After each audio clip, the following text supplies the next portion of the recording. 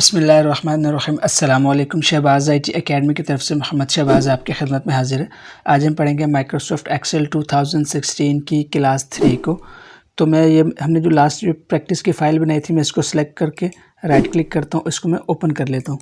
तो आज हम इसी के अंदर मज़ीद काम करते हैं। तो देखें, लास्ट हमने क्या किया था कि ये टेक्स्ट हमने कुछ लिखा था और फाइल को सेव किया था। इसके अलावा हमने देखा था कि न्यू कैसे वर्कबुक बना सकते हैं, पहले से बनी हुई वर्कबुक को ओपन कैसे कर सकते हैं, सेव और सेव एज़ कैसे कर सकते हैं। आज हम इसके अंदर बेसिक टेक्स्ट एडिटिंग की टेक्निक्स को कुछ सीखेंगे।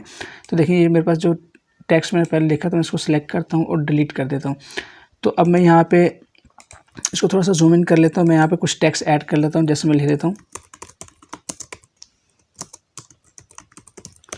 मैं शहबाज़ IT एकेडमी लिख दिया। अब देखें, जो फर्स्ट है, ये होम के अंदर ये एडिटिंग के कुछ ऑप्शंस हैं, इनको हम कवर करेंगे। सबसे पहले देखें, फ़ॉन्ट है। मैंने लिखा जो उसका डिफ़ॉल्ट फ़ॉन्ट होता है वो कैलिबरी होता है। इसका जो फ़ॉन्ट साइज़ होता है वो 11 होता है। तो अब हमने क्या करना है, जब भी आप किसी फ़ाइल के ऊपर काम कर रहे हो तो आप पहले ये डिसाइड कर लें कि आपने किसके ऊपर रखना है। अमूमन लोग कैलिबरी के ऊपर ही रहने देते हैं, और अगर आप चाहते हैं इसको एरियल करना तो आप एरियल कर लें। मैं क्या करता हूँ, हम जब ऑफिस में जो राइटिंग यूज़ करते हैं प्रोफेशनल डॉक्यूमेंटेशन के लिए, तो हम वो एरियल करते हैं। तो हम क्या करते हैं, अब देखें, इस सेल के अंदर शहबाज़ IT एकेडमी लिखा है। अगर मैं सिर्फ यहाँ पे कर्सर रखूँगा और यहाँ पे जाके मैं इसको एरियल कर दूँगा, आपने इसको क्या करना है, इस एरो के ऊपर क्लिक करना है और यहाँ से आपने इसको एरियल चूज़ कर लेना है।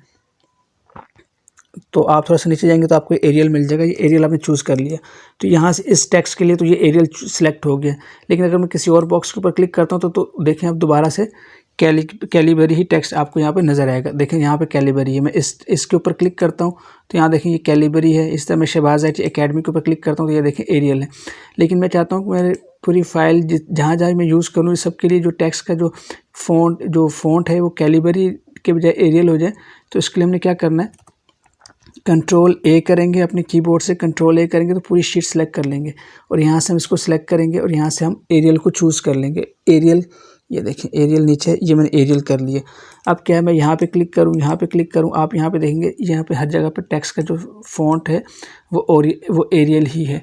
तो इस तरह से जब आप एक्सेल के अंदर काम कर रहे हो तो आपको पता हो कि आपने किस फ़ॉन्ट के अंदर जो है वो टेक्स्ट को रखना है। उसके बाद जो सेकेंड चीज़ आती है वो साइज़ की आती है। तो साइज़ देखें, अभी 11 है। तो अमूमन हम जो प्रोफेशनल डॉक्यूमेंटेशन के अंदर जो साइज़ यूज़ करते हैं वो 12 यूज़ करते हैं। जो नॉर्मल जो टेक्स्ट होता है उसका साइज़ हम 12 रखते हैं। तो आपने इसको भी क्या करना है, कंट्रोल A से पूरे डॉक्यूमेंट को सिलेक्ट कर लेना है और यहाँ से इसको ड्रॉप डाउन में खोलेंगे और यहाँ से इसको 12 कर लेंगे। अब इसमें होगा ये, आप जहाँ पे भी नॉर्मल राइटिंग के लिए क्लिक करेंगे, देखें आपको हर जगह पे साइज़ 12 और फ़ॉन्ट एरियल मिलेगा। तो ये आपने बेसिक सेटिंग पहले करनी है। उसके बाद आप जहाँ पे कोई हेडिंग लिखेंगे उसका आप फ़ॉन्ट जो है वो बढ़ा सकते हैं। जैसे फ़र्ज़ करें मैंने इसको 12 की जगह 14 करना है। जो नॉर्मल से थोड़ी बड़े टेक्स्ट होता है हम उसको 14 कर लेते हैं या 16 कर लेते हैं या 18 कर लेते हैं।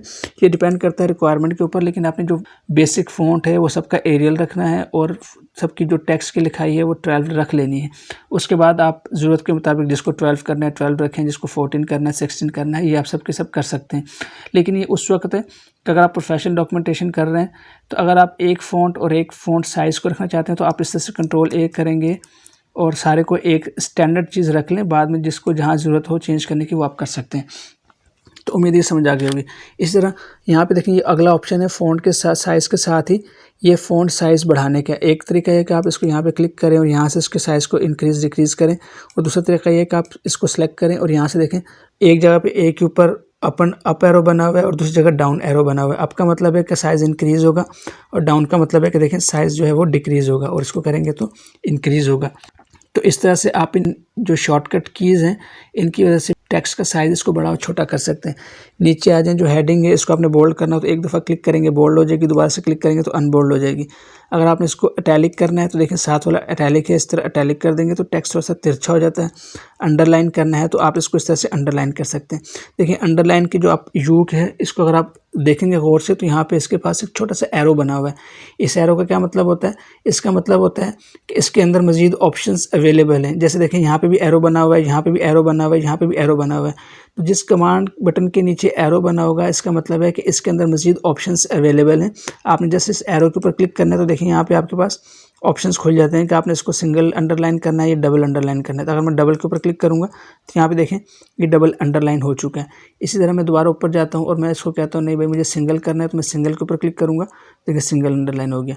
और अगर आप इस एरो के ऊपर क्लिक नहीं करते, सिर्फ यू के ऊपर ही क्लिक करते हैं, देखिए अंडरलाइन ख़त्म हो गया। मैं दोबारा क्लिक करूँगा तो देखिए ये दोबारा से अंडरलाइन वापस आ गया। तो इस तरह से आप अंडरलाइन को यूज़ कर सकते हैं। उसके बाद ये जो बॉर्डर का ऑप्शन है ये वाला, ये मैं आपको नेक्स्ट क्लास में समझाऊंगा तफसील के साथ, क्योंकि इसके अंदर डिटेल ज़्यादा है, तो इंशाल्लाह इसको मैं नेक्स्ट में कवर करूँगा।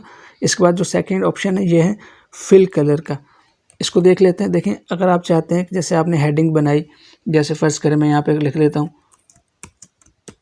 नेम, क्लास और मार्क्स, ये मैंने 3 कॉलम बना दिए। तो इन सब की जो है मैं एक बार थोड़ी सी फॉर्मेटिंग कर लेता हूँ, इन सबको मैं बोल्ड कर लेता हूँ, सबको अंडरलाइन अंडरलाइन नहीं करता, बोल्ड कर लेता हूँ बस। अब मैंने क्या किया, ये मैंने 3 हेडिंग्स बना ली।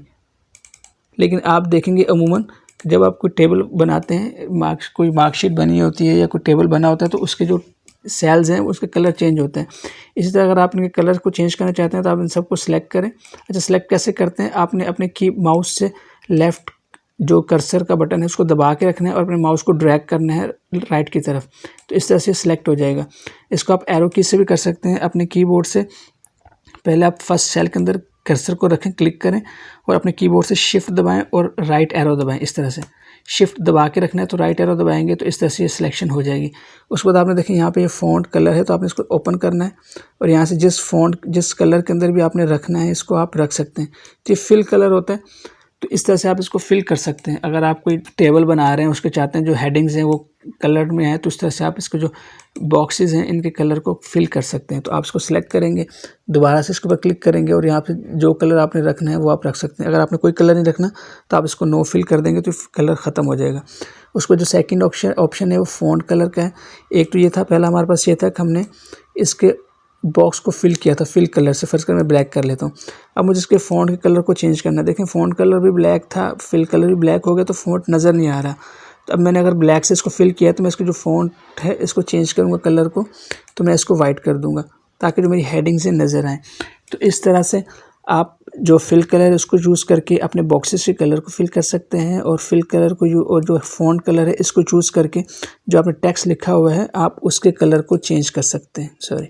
आप इस तरह से सिलेक्ट करेंगे और सिलेक्ट करने के बाद आप जिस फ़ॉन्ट के अंदर हेडिंग रखना चाहेंगे उस फ़ॉन्ट के अंदर आप रख सकते हैं। तो इस तरह से आप इसके टेक्स्ट को चेंज कर सकते हैं। तो हमने इस क्लास के अंदर सीखा है कि आप किस तरह से फ़ॉन्ट के साइज़ को यूज़ कर सकते हैं, बोल्ड, इटैलिक, अंडरलाइन को कैसे यूज़ कर सकते हैं, इस तरह फिल कलर को और फ़ॉन्ट कलर को कैसे यूज़ कर सकते हैं। इंशाल्लाह नेक्स्ट क्लास के अंदर हम मज़ीद चीज़ों को सीखेंगे। आपसे तब मुलाकात होती है, तब तक के लिए इजाज़त दें। अस्सलामु अलैकुम व रहमतुल्लाहि व बरकातुहू।